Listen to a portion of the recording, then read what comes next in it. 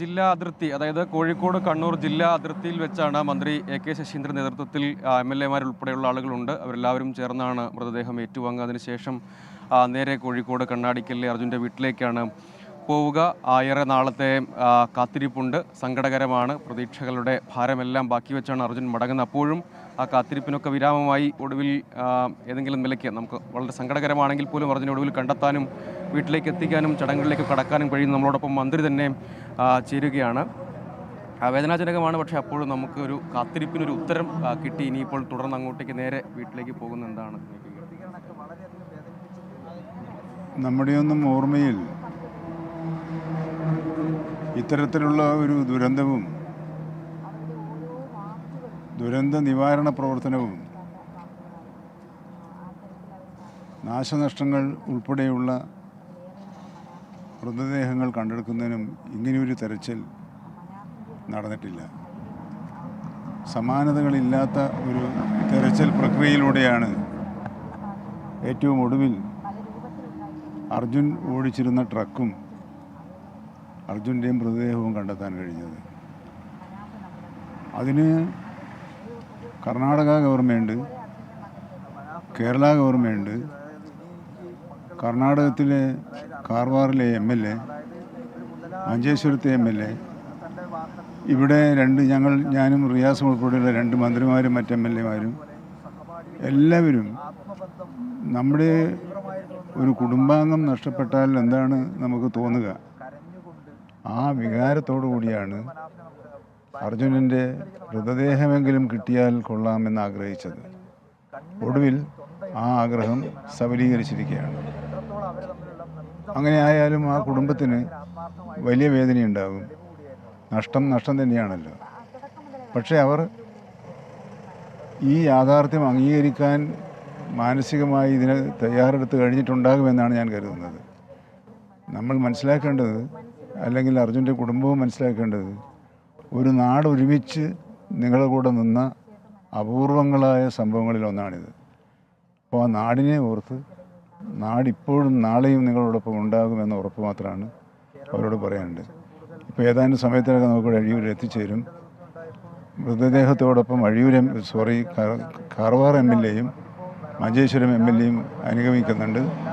ഇവിടെ നിന്നും വടകര MLA-യും കോഴിക്കോട് MLA-യും ഞാനും ഉൾപ്പെടെ ജില്ലാ കളക്ടർ ഉൾപ്പെടെയുള്ള അനുഗമിക്കുന്നുണ്ട്.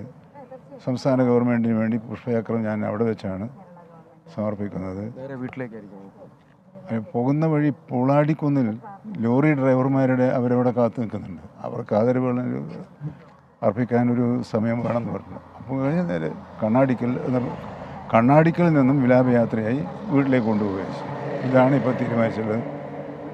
ഇപ്പോഴത്തെ ഒരു ധാരണ അനുസരിച്ച് 11 മണി എന്നാണ് പറഞ്ഞിട്ടുണ്ടെങ്കിലും ആ സമയക്കാരൻ അത്രയധികം ആളുകൾ അവിടെ എത്തിച്ചേർന്നുകൊണ്ടിരിക്കുന്നതാണ് വിവരമുള്ളത്. അപ്പോൾ എല്ലാവർക്കും കാണാനുള്ള ഒരവസരം ഉണ്ടാക്കണമെന്നാണ് ഇപ്പോൾ ആലോചിക്കുന്നത്. ആവശ്യമായ എല്ലാ ക്രമീകരണങ്ങളും അവിടെ നടന്നു. 8 മണിയോടുകൂടി വീട്ടിലേക്ക് എത്തണമെന്നാണ് പ്ലാൻ ചെയ്തിട്ടുള്ളത്. ഇപ്പം വലിയ ഡിലേ കാണുന്നില്ല. ഇപ്പം മനസ്സിലാക്കിയെടുത്തോളം കണ്ണൂർ പട്ടണം കഴിഞ്ഞു എന്നാണ് ഇപ്പോൾ കിട്ടിയിട്ടുള്ള വിവരം. ഏതായാലും ഇതെല്ലാം നമ്മുടെ ജീവിതത്തിലെ മറക്കാനാവാത്ത അപൂർവ നിമിഷങ്ങളിലൊന്നാണ്. മന്ത്രി തന്നെ സൂചിപ്പിച്ചതുപോലെ, അതായത് ഇവിടെ ഞാനിപ്പോൾ നിൽക്കുന്നത് അഴിയൂരിലാണ്. ഇവിടെ 2 MLA-മാർ, Kozhikode north MLA, Vadakara MLA, ഒപ്പം ജില്ലാ കലക്ടർ ഉൾപ്പെടെയുള്ള ആളുകളുണ്ട്. അവരെല്ലാവരും ഇവിടെ തന്നെയുണ്ട്. അത് ഇവിടെ നിന്ന് ഔദ്യോഗിക സ്വീകരണം എന്ന നിലയ്ക്ക് മന്ത്രി ഉൾപ്പെടെയുണ്ട്. പിന്നീടാണ് പോവുക. ഇപ്പോഴത്തെ ഒരു ക്രമീകരണം അനുസരിച്ച് നിലവിൽ കണ്ണൂർ നഗരം സജോ, ഇപ്പോൾ വിലാപയാത്ര കണ്ണൂർ നഗരത്തിലേക്ക് എത്തുന്നു എന്നാണ് മനസ്സിലാക്കാൻ കഴിയുന്നത്. അവിടെ ഒരു കൂട്ടം ആളുകൾ അർജുന ആദരാഞ്ജലികൾ അർപ്പിക്കുന്നുണ്ട്. ലോറി ഡ്രൈവേഴ്സ് അടക്കമുള്ള സംഘം അക്കൂട്ടത്തിലുണ്ടെന്ന് മനസ്സിലാക്കാൻ കഴിയുന്നു. അങ്ങനെ വിലാപയാത്ര കണ്ണൂരിൽ. അരുൺ, ഇപ്പോൾ വിലാപയാത്ര കണ്ണൂർ നഗരത്തിലാണോ?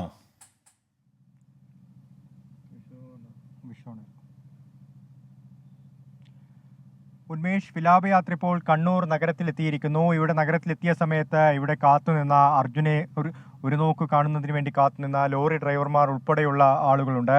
ഇപ്പോൾ അവർ ഈ വാഹനം, അതായത് അർജുനെയും വഹിച്ചുകൊണ്ടുള്ള വാഹനം അവർ തടഞ്ഞു നിർത്തി. തുടർന്ന് ഇപ്പോൾ അർജുന അന്തിമോപചാരം അർപ്പിക്കുന്ന ആ ദൃശ്യങ്ങളാണ് നമുക്ക് കാണാൻ സാധിക്കുന്നത്. വലിയ രീതിയിലുള്ള ആളുകൾ വികാരവായ്പോടു കൂടി ഓരോ ഭാഗങ്ങളിലും ഓരോ ചെറു പട്ടണങ്ങളിലും അർജുനെ കാത്തു നിൽക്കുന്നു എന്നുള്ളതാണ്.